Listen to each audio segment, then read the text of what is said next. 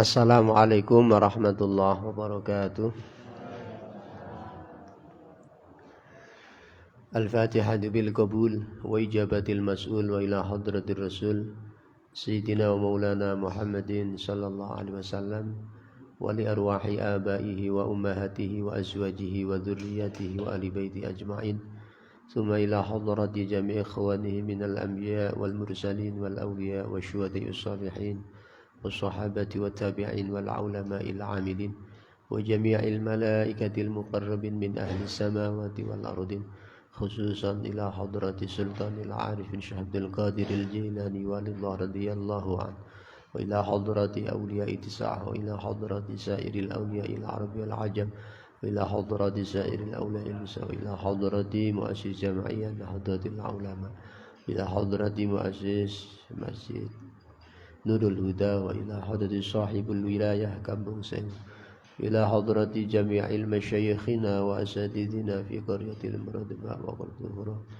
ila hadrati jami' ahlil kubur minal muslimin wal muslimat wal mu'minin wal mu'minat aynama kanu min masyariqil ardi ila magharibiha barriya wa bahriha na khususun ila hadis manzuqin lahumul fatihah. أعوذ بالله من الشيطان الرجيم بسم الله الرحمن الرحيم الحمد لله رب العالمين الرحمن الرحيم مالك يوم الدين إياك نعبد وإياك نستعين اهدنا الصراط المستقيم صراط الذين أنعمت عليهم غير المغضوب عليهم ولا الضالين آمين. بسم الله الرحمن الرحيم الحمد لله رب العالمين والعاقبة للمتقين ولا عدوان إلا على الظالمين أشهد أن لا إله إلا الله وحده لا شريك له وأشهد أن محمدا عبده ورسوله اللهم صل وسلم وبارك على سيدنا وحبيبنا وشفيعنا وقرة أعيننا محمد صلى الله عليه وسلم وعلى آله وأزواجه وذرياته وأهل بيته أجمعين سبحانك لا علم لنا إلا ما علمتنا إنك أنت العليم الحكيم رب اشرح لي صدري ويسر لي أمري واحلل عقدة من لساني يفقه قولي أما بعد. Alhamdulillahirabbil alamin. Bapak Ibu jamaah yang insya Allah dimuliakan oleh Allah Subhanahu wa ta'ala, puji dan syukur kita haturkan kepada Allah Subhanahu wa ta'ala, yang mana Allah Subhanahu wa ta'ala masih melimpahkan nikmat kepada kita, masih melimpahkan rahmat, hidayah, inayah beserta taufiknya, sehingga dengan nikmat Allah Subhanahu wa ta'ala, hidayah Allah Subhanahu wa ta'ala, rahmat Allah Subhanahu wa ta'ala, pada malam hari ini kita bisa hadir mengikuti kegiatan yang sudah rutin kita jalankan setiap malam Selasa. Kitab yang kita kaji adalah kitab Aqidatul Awam. Mudah-mudahan dengan kehadiran kita di majelis ini, Allah Subhanahu wa ta'ala memudahkan urusan kita, baik urusan dunia maupun urusan akhirat. Semoga kita semua juga diberikan sehat oleh Allah Subhanahu wa ta'ala, sehat wal afiyah zahiran wa batinan, dan semoga kita selalu menjadi hamba Allah Subhanahu wa ta'ala yang selalu istiqomah menjalankan perintah-perintah Allah, dimudahkan oleh Allah Subhanahu wa ta'ala untuk menjalankan perintah-perintah Allah, kewajiban-kewajiban Allah Subhanahu wa ta'ala, serta dimudahkan kita semua untuk menjalankan sunnah-sunnah Nabi Muhammad sallallahu alaihi wasallam. Salawat dan salam semoga selalu tercurah kepada uswah kita Nabi Agung Muhammad sallallahu alaihi wasallam yang insyaallah kelak di yaumil akhir Nabi Muhammad sallallahu alaihi wasallam akan memberikan syafaat kepada kita semua dan insyaallah kita berangkat menuju surganya Allah bersama Nabi Muhammad sallallahu alaihi wasallam. Bapak Ibu jamaah yang insyaallah dimuliakan Allah Subhanahu wa taala. Alhamdulillah pertemuan pada malam hari ini kita masih melanjutkan tentang para nabi dan rasul Allah yang wajib kita imani, yang wajib kita ketahui, yakni berjumlah 25 nabi dan rasul Allah. Pada malam hari ini kita sudah memasuki atau mengkisahkan kepada nabi dan rasul Allah yang ke-14 dan 15 insyaallah. Yang kita kisahkan adalah Nabi Musa dan Nabi Harun. Karena Nabi Musa dan Nabi Harun itu memang sejarahnya atau kisahnya, Nabi Harun itu merupakan salah satu keluarga, salah satu saudara Nabi Musa alaihissalam yang juga diutus oleh Allah, yang juga dijadikan oleh Allah sebagai Nabi dan Rasul Allah. Maka beliau berdakwah di kaumnya Bani Israel. Nabi Harun alaihissalam itu merupakan juru bicara Nabi Musa alaihissalam ketika menghadapi raja yang pada saat itu berhadapan dengan Raja Fir'aun, raja yang dirinya mengatakan ana rabbukumul a'la, saya adalah Tuhan kalian yang paling tinggi. Ini Raja Fir'aun, dia sudah, karena memang Raja Fir'aun itu diceritakan tidak pernah sakit, mboten nate sakit panas, mboten nate sakit mumet. Jadi uripe niku selalu sehat. Maka kemudian muncul sifat sombongnya Nabi Raja Fir'aun, sehingga dia mengatakan ana rabbukumul a'la, saya adalah Tuhan kalian yang paling tinggi. Maka yang paling utama menentang kalimat yang diucapkan Raja Fir'aun adalah Nabi Musa alaihissalam beserta saudaranya yang bernama Nabi Harun. Kemudian terkait dengan kisah daripada Nabi Musa alaihissalam yang paling terkenal, yang paling kita paham, atau mungkin panjenengan sudah pernah mendengar, bahkan mungkin sudah pernah membaca kisah, itu adalah mukjizat Nabi Musa alaihissalam, adalah diberikan oleh Allah Subhanahu wa taala mukjizat berupa tongkat. Maka dikala itu Raja Fir'aun itu mengundang para sihir untuk supaya mampu mengalahkan Nabi Musa alaihissalam. Jadi orang-orang sihir berada di Mesir di zaman itu. Karena memang Nabi Musa pada waktu itu atau Raja Fir'aun berada di Mesir, sehingga di sana banyak piramida, mungkin muminya Raja Fir'aun juga berada di Mesir. Karena memang kondisi pada saat itu berada di Mesir. Salah satu doa Nabi Musa alaihissalam ketika mendapatkan kesulitan, dan doa ini di maktub atau tertulis, terabadikan di dalam firman Allah Subhanahu wa taala, mungkin semuanya panjenengan mungkin sudah pernah dengar dan itu sudah sering saya sampaikan, sudah sering saya baca ya. Doanya adalah Rabbishrah li sadri wa yassir li amri wahlul 'uqdatam min lisani yafqahu qawli. Ini doa Nabi Musa alaihissalam ketika terdapat kesulitan menghadapi Raja Fir'aun. Itu dengan apa? Dengan berdoa memohon kepada Allah Subhanahu wa taala. Maka kisah Nabi Musa alaihissalam, kisah Nabi Harun alaihissalam itu diabadikan di dalam Al-Qur'an. Kalau Nabi Musa itu diabadikan dalam Al-Qur'an sekitar 20 ayat. Kemudian Nabi Harun itu sekitar 10 ayat.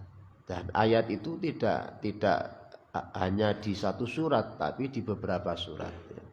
Di surat Toha ada, di surah An-Nisa juga ada, di surah Al-A'raf juga ada, di surah Asy-Syu'ara ada. Nah, terkait dengan Nabi Musa dan Nabi Harun alaihissalam itu memang beliau berjuang berdakwah bersama.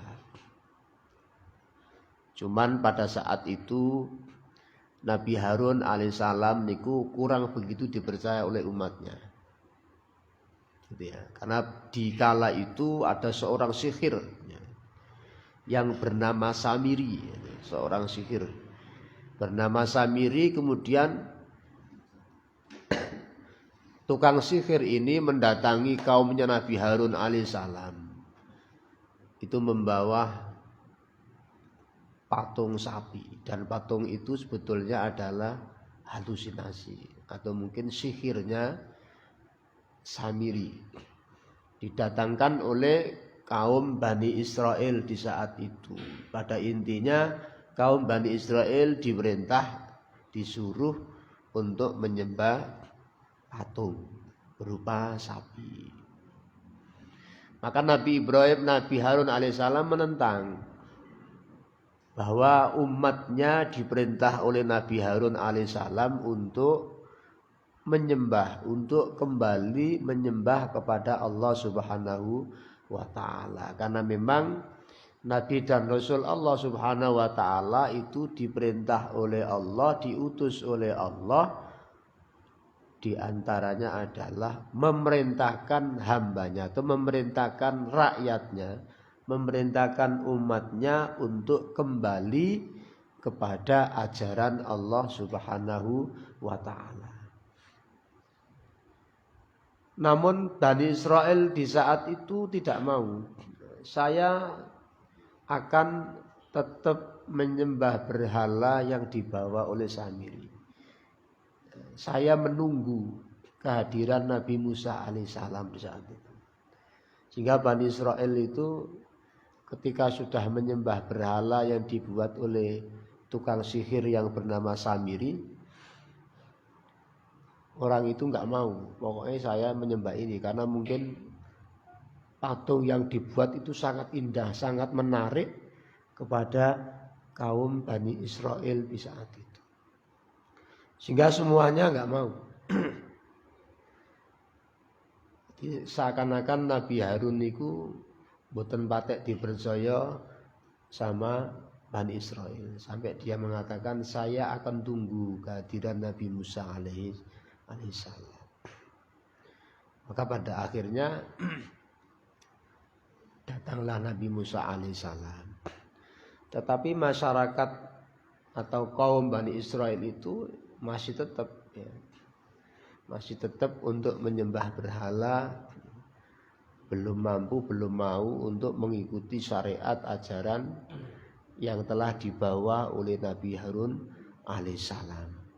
Jadi para nabi dan rasul Allah itu semua tujuannya sama, adalah untuk beribadah kepada Allah, mengajarkan keesaan Allah, mengajarkan ketauhidan Allah Subhanahu wa taala. Ini mulai dari Nabi Adam sampai Nabi Muhammad sallallahu alaihi wasallam itu perintahnya sama.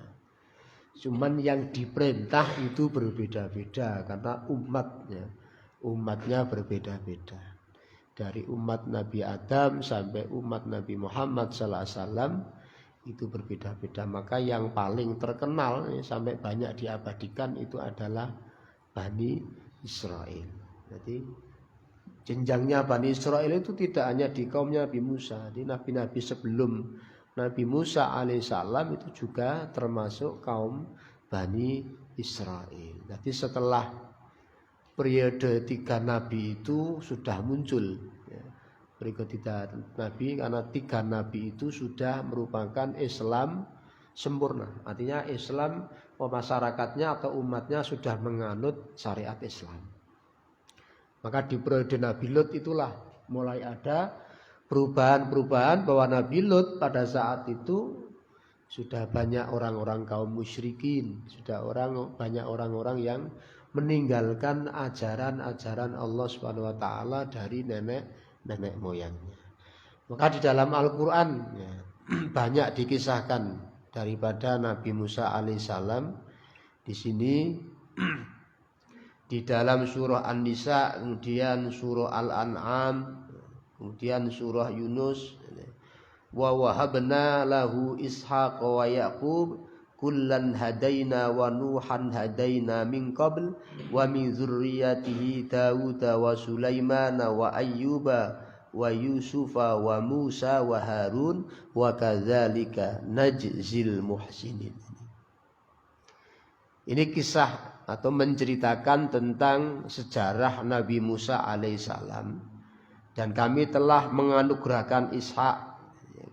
Sebelum menceritakan kisah Nabi Musa alaihissalam, di Al-Quran diulas ya, tentang menceritakan nabi-nabi sebelumnya, yaitu Nabi Ishak, Nabi Yakub, kemudian keturunan-keturunan daripada Nabi Ishak, Nabi Yakub, Nabi Nuh, Nabi Dawud, Nabi Sulaiman, wa Ayyub, wa Yusuf, wa Musa, wa Harun. Termasuk dikisahkan oleh Nabi Ayub, Nabi Musa.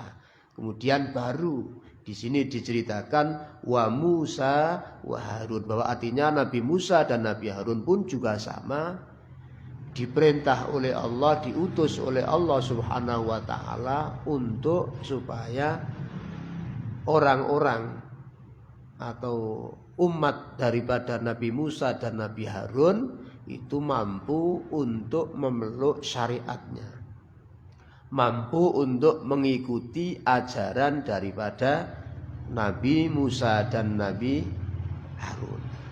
Summa ba'asna min ba'dihim Musa wa Haruna ila fir'auna wa mala'ihi bi ayatina fastakbaru wa kanu qauman mujrimin. Kemudian sesudah rasul-rasul itu kami utus. Setelah rasul, summa ba'asna, setelah rasul itu berarti setelah rasul-rasul berarti sebelum Nabi Musa alaihissalam, ya tadi yang di atas kita sebutkan, mulai dari Nabi Adam sampai Nabi Yakub. Setelah itu Allah baru mengutus yang namanya Nabi Musa wa Harun ila Fir'auna, ya, kepada Fir'aun dan pemuka-pemuka kaumnya. Nah, pemuka kaumnya di sini adalah orang-orang yang orang-orang yang berposisi dekat dengan Fir'aun, pemuka agama di kala itu, arti orang-orang yang memang di situ. Bi ayatina fastakbaru wa mala'i bi ayatina fastakbaru. Dengan tujuan apa? Untuk membawa tanda-tanda kemukjizatan Nabi Musa alaihissalam. Jadi diperintah Allah, kalau kita kisahkan lebih awal, Nabi Musa alaihissalam itu kan memang di zaman bersamaan dengan di zaman Raja Fir'aun itu pas ganas-ganasnya, bahwa Raja Fir'aun tidak menyukai ada seorang perempuan yang melahirkan seorang anak laki-laki. Kalau ketahuan dibunuh, karena khawatir, Fir'aun ini khawatir nanti ketika ada orang laki-laki atau anak-anak yang baru lahir, khawatir nanti akan menggeser Raja Fir'aun. Maka akhirnya akan terjadi ketika Nabi Musa kecil, ya, bisa masuk ke kerajaan Fir'aun, itu kan diawali dari beliau ketika masih kecil, ketika masih ibunya mendengar bahwa ada kabar seperti itu, Nabi Musa alaihissalam dimasukkan ke kota. Digeret sama ibu tambah disadari keli, ya, kemudian ditemukan, dibawa oleh istri daripada Raja Fir'aun, karena memang Raja Fir'aun itu tidak memiliki anak. Istrinya Raja Fir'aun itu tidak bisa hamil, sehingga istrinya Raja Fir'aun itu kepingin kepingin memiliki anak. Di waktu itu Raja Fir'aun tidak mau. Karena sudah melihat ini bocah ini ketika kecil itu sudah apa istilahnya lain dengan anak-anak kecil. Jadi sudah mulai. Sehingga pada saat itu Fir'aun pun juga ketakutan. Tapi pada akhirnya ringkas kisah bahwa ketika Nabi Musa menjadi besar, maka Nabi Musa lah yang menentang ajaran daripada Raja Fir'aun alaihissalam. Nah, ini dikisahkan di dalam surah atau di dalam firman Allah Subhanahu wa taala, wa auhayna ila Musa wa akhihi an tabawwa liqaumikuma bimisra buyuta waj'alu buyutakum qiblatan wa aqimus shalah wa basyiril mu'minin.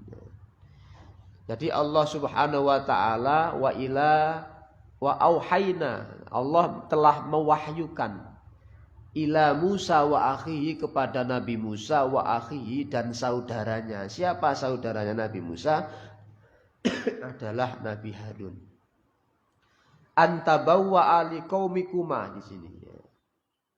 Kemudian Nabi Musa alaihissalam diperintah oleh Allah antabawwa liqaumikuma untuk apa? Ambillah olehmu berdua beberapa buah rumahnya. Dua Rasul Allah itu diperintah oleh Allah untuk mengambil rumahnya, mengambil tempat tinggal di daerah Mesir juga. Antabawwa aliqaumuma bimisra buyutan di sini. Jadi diperintah oleh Allah. Jadi memang Rasul Nabi Musa, Nabi Harun alaihissalam itu memang diperintah oleh Allah berada di kota Mesir, sehingga beliau diperintah oleh Allah mengambil tempat atau sebuah rumah yang berada di Mesir. Nah, rumah itu waja'alu buyutakum, jadikanlah rumah-rumah kalian adalah wa aqimus shalah. Jadi qiblatan wa aqimus shalah, jadikan sebagai kiblat untuk menjalankan perintah-perintah Allah Subhanahu wa taala. Tempat salat, tempat dirikan olehmu. Nanti diperintah untuk menjalankan sholat berada di rumah. Dalam rangka apa? Untuk menarik kaumnya, menarik umatnya. Kemudian wabasyiril mu'minin, serta bergembiralah. Artinya apa? Memberikan kabar gembira kepada orang-orang yang beriman. Jadi di masa itu, di waktu itu juga ada masyarakat atau umat atau Bani Israel yang sudah mengikuti syariat, mengikuti ajaran Nabi Musa dan Nabi Harun alaihi salam. Ya, sehingga Allah memerintahkan untuk mengambil sebuah tempat atau rumah yang digunakan untuk menegakkan sholat, melaksanakan sembahyang. Kalau bahasa dulu istilahnya sembahyang. Ini terdapat di dalam surah Yunus ayat 87. Kemudian di ayat yang lain Allah Subhanahu wa taala juga berfirman wa wahabna lahu mir rahmatina akhahu Haruna nabiyya. Dan kami telah menganugerahkan kepadanya sebuah rahmat kami, yaitu saudaranya Harun. Jadi Harun itu memang salah satu keluarga Nabi Musa alaihissalam yang dijadikan oleh Allah sebagai partner Nabi Musa alaihissalam ketika berdakwah di kota Mesir. Jadi ada temannya Nabi Musa alaihissalam. Di dalam surah Al-Anbiya pun juga disampaikan walaqad ataina Musa wa Harunal furqana wa diya'a wa dzikra, dan sesungguhnya telah kami berikan Musa dan Harun kitab Taurat. Jadi Nabi Musa dan Nabi Harun itu kitabnya sama karena memang berdakwahnya sama. Kitab yang digunakan adalah kitab Taurat. Maka ada Injil, ada kitab Taurat. Nah, cuman kitab yang sampai saat ini masih asli, masih belum tercampur, ya, masih orisinil, itu adalah Al-Qur'anul Karim. Sebab apa? Sebab satu-satunya Al-Quran, satu-satunya kitab Allah Subhanahu wa Ta'ala yang banyak atau mudah dihafal itu adalah kitab yang dibawa oleh Nabi Muhammad Sallallahu Alaihi Wasallam, yaitu Al-Quran. Di dalam Al-Quran juga disebutkan walaqad yassarnal Quran lidzikri fahal min muddakir. Jadi walaqad yassarna, sesungguhnya ini artinya apa? Al-Quran itu sangat-sangat dimudahkan oleh Allah Subhanahu Wa Taala bagi orang-orang yang selalu mengingat, selalu mempelajari. Beda dengan kitab-kitab yang lain. Tidak banyak orang yang khatam, tidak banyak orang yang menghafalkan, sehingga sampai sekarang kitab-kitab tersebut sudah tidak asli lagi. Ya, seperti Injil itu sudah mulai Injil perjanjian baru. Kalau zaman dulu nama kitab Injil itu kitab Injil namanya Barnabas, Injil Barnabas. Saya pernah membaca dulu ketika saya di pesantren, di perpustakaan saya itu ada kitab Injil. Ya, itu masih kitab kuno. Ya. Dan di situ ketika saya buka di dalamnya sebetulnya kitab Injil itu tidak jauh beda dengan syariat Nabi Muhammad SAW. Artinya perintah, ya. Namanya Nabi dan Rasul Allah itu sudah jelas memerintahkan tentang keesaan Allah. Ya. Jadi di situ sudah jelas. Ya. Maka setelah periode berikutnya kitab-kitab karena ditinggalkan oleh para Nabi dan Rasul Allah, kemudian kitab itu mulai berubah karena apa? Sudah dibuat oleh tangan-tangan manusia. Tapi kalau Al-Quran insya Allah ila yaumil qiyamah itu tetap masih utuh, tidak berubah. Sebab itu tadi Allah berfirman, inna nahnu nazzalna dzikra wa inna lahu lahafizun. Jadi Al-Quran itu yang menurunkan Allah, dan Al-Quran itu yang akan menjaga juga Allah. Maka kalimat atau kata dalam ayat tersebut menggunakan inna nahnu. Kata-kata nahnu itu bermakna kami.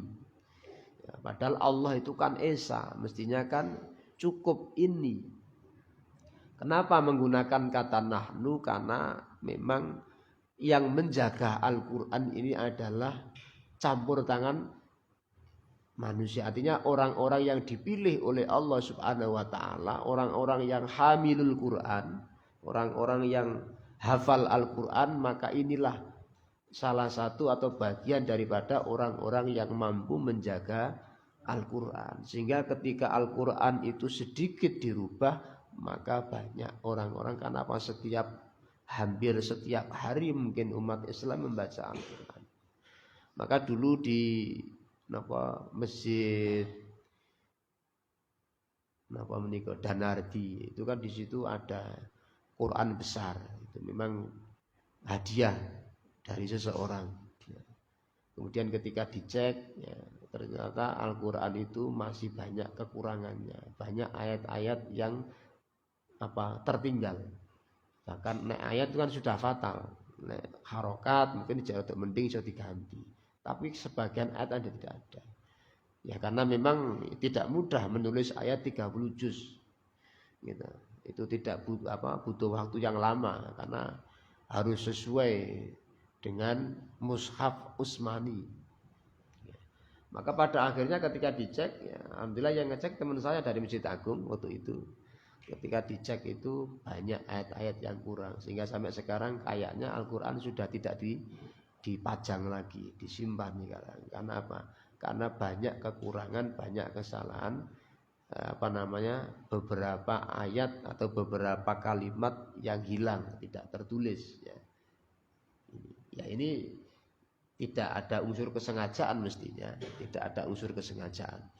Makanya Al-Quran itu ketika dirubah oleh siapapun pasti akan ketahuan.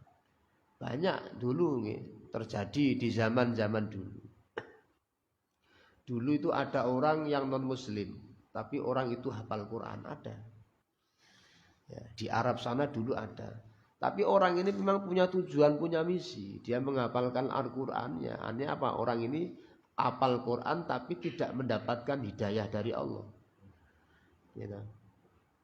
Jadi di zaman dulu itu sudah ada, itu di Arab dulu itu terjadi. Dia bertujuan menghafalkan Al-Quran, dia bertujuan mempelajari Al-Quran, itu tujuannya apa? Untuk menghancurkan Islam. Gitu. Tujuannya di awal dia mencari kelompok-kelompok tersebut. Tapi pada akhirnya ketahuan, orang itu akhirnya diusir.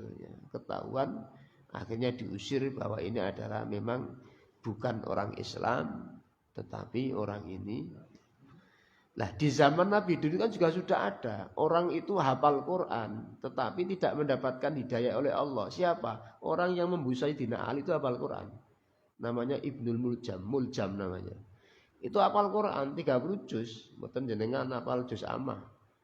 Hafal 30 juz dari juz 1 sampai juz 30. Tapi dia tidak mendapatkan hidayah oleh Allah. Membunuh Sayyidina Ali. Karena apa? Akidahnya dia masuk pada akidah Khawarij. Pemberontak. Khawarij. Saiki ya wong Wahabi. Kaum-kaum pemberontak di zaman itu namanya Khawarij. Maka Ibnul Muljam itu salah satu orang yang memang sudah lama menunggu atau membunuh. Nanti sudah punya rencana yang sangat lama sekali untuk membunuh Sayyidina Ali. Nah akhirnya terjadi Sayyidina Ali terbunuh kepada Muljam, seorang penghafal Quran, tetapi dia tidak mendapatkan hidayah dari Allah Subhanahu wa ta'ala. Maka orang ini naudzubillah. Artinya apa? Berarti orang ini hafal Quran ya mungkin dalam rangka itu tadi.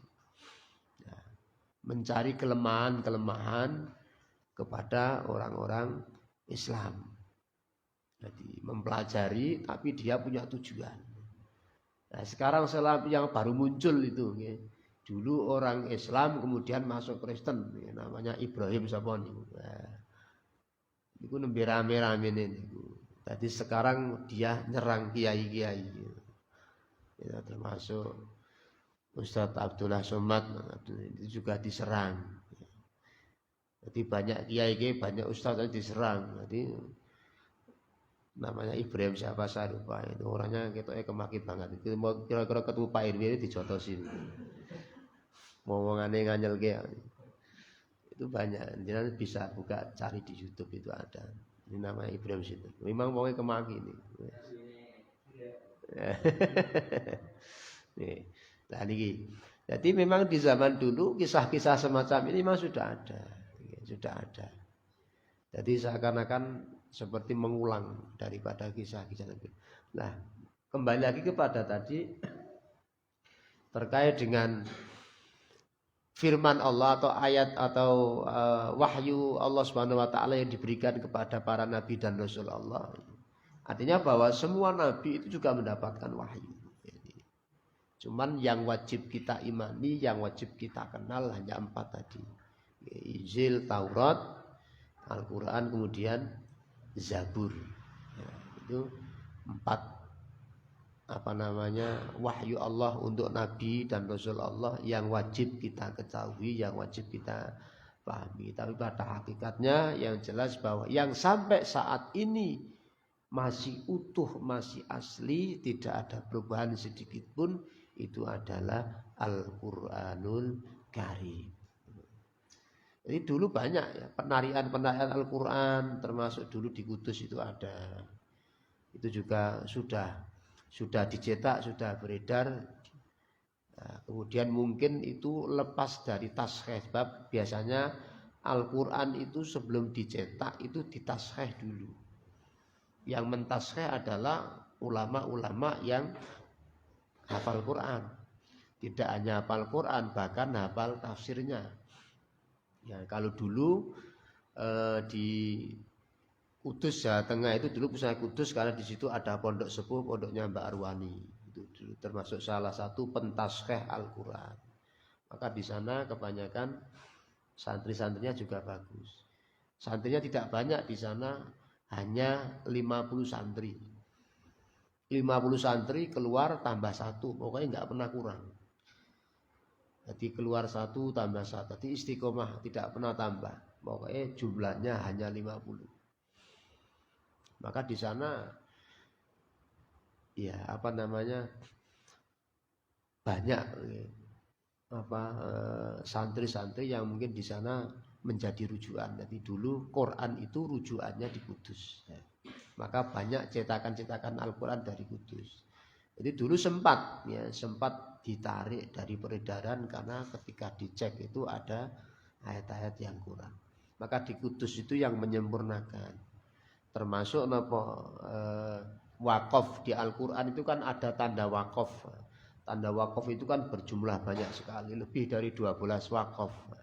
Maka diringkas, ada tim perumus ya, untuk meringkas wakaf. Karena apa? Karena antara wakaf satu dengan wakaf yang lain itu tujuan dan maksudnya sama, sehingga diringkas.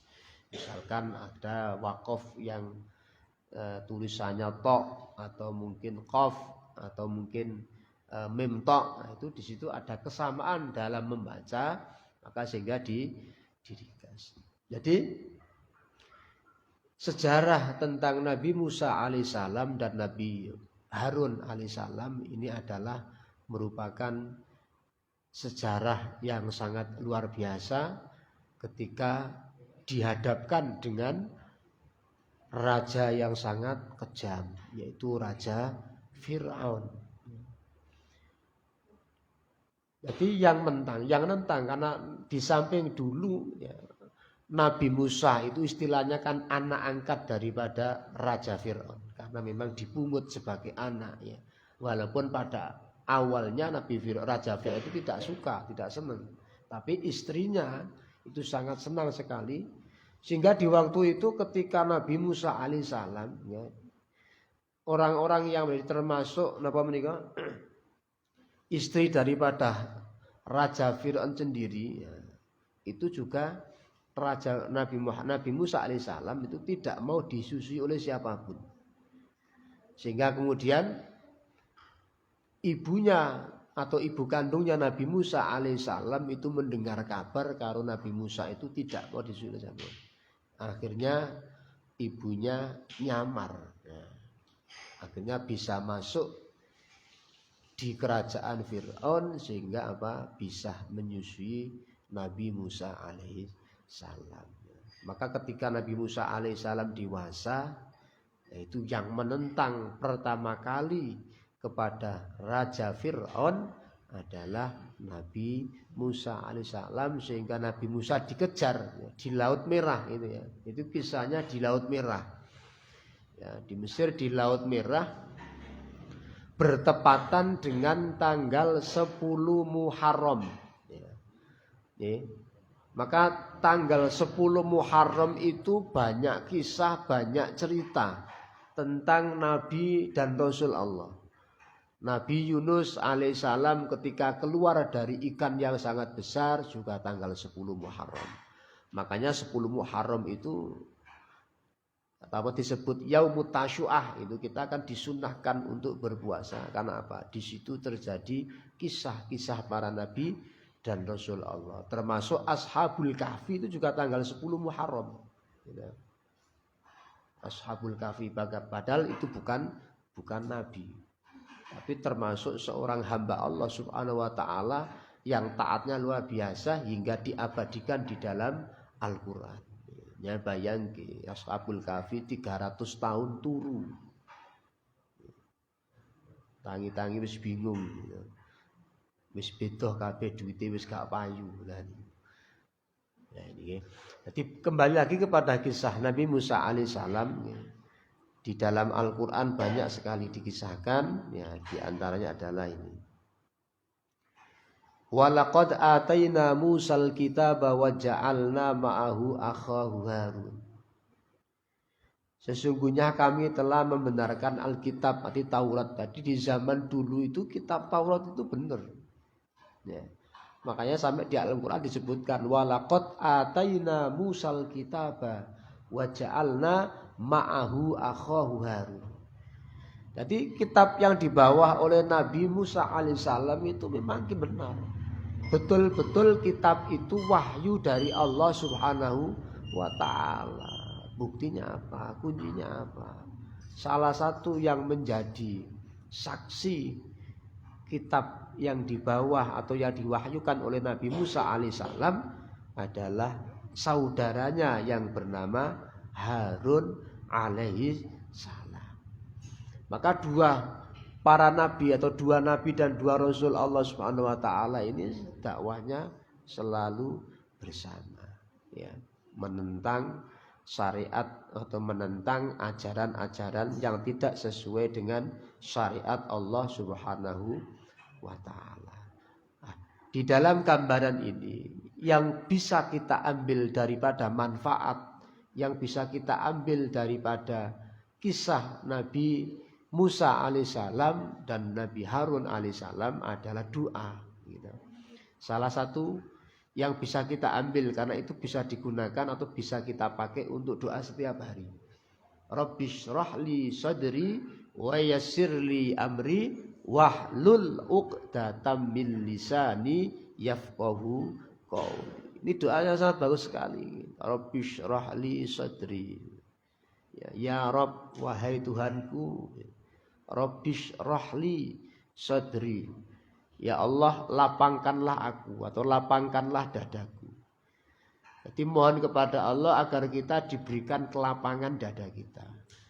Jadi kalau kita itu dilapangkan dada kita, insya Allah orang itu tidak akan tidak kemerungsung. Ini salah satunya adalah Rabbishrah li sadri. Artinya apa? Ketika dalam kondisi, dalam suasana sulit, maka Nabi Musa selalu membaca doa tadi. Rabbishrah li sadri wa yassir li amri. Ya Allah, mudahkanlah diriku dalam segala urusanku. Jadi memohon kepada Allah ketika ada urusan-urusan yang mungkin sulit, memohon kepada Allah agar diberikan kemudahan urusannya. Wa yassir li amri wahlul 'uqdatam min lisani.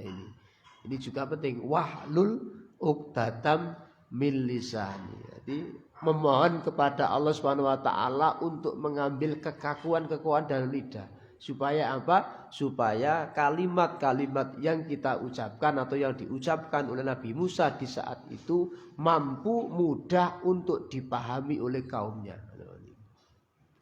Maka para ulama ini selalu tidak lepas dari doa ini. Rabbishrah li sadri wa yassir li amri wahlul 'uqdatam min lisani. Ya, ini nanti panjenengan bisa cari di Al-Qur'an itu. Rabbishrah li sadri wa yassir li amri wahlul 'uqdatam min lisani yafqahu qawli. Bapak Ibu jamaah yang insyaallah dimuliakan Allah Subhanahu wa taala, inilah sedikit kisah Nabi Musa dan Nabi Harun. Mudah-mudahan sedikit yang saya sampaikan bisa kita fahami, bisa menjadikan pelajaran untuk kita semua, karena diantaranya adalah ketaatan beliau terhadap Allah Subhanahu wa taala menghadapi kaumnya, menghadapi kaum Bani Israel yang terkenal ngeyel. Tapi beliau terus berusaha, maka doa itu yang dibaca. Rabbishrah li sadri wa yassir li amri wahlul 'uqdatam min lisani yafqahu qawli. Nggih, ngaten mawon. Insyaallah nanti kita akan lanjutkan pada pertemuan yang akan datang tentang kisah-kisah atau nabi dan rasul Allah yang lain. Terima kasih. Wallahul muwaffiq ila aqwamit thoriq. Assalamualaikum warahmatullahi wabarakatuh.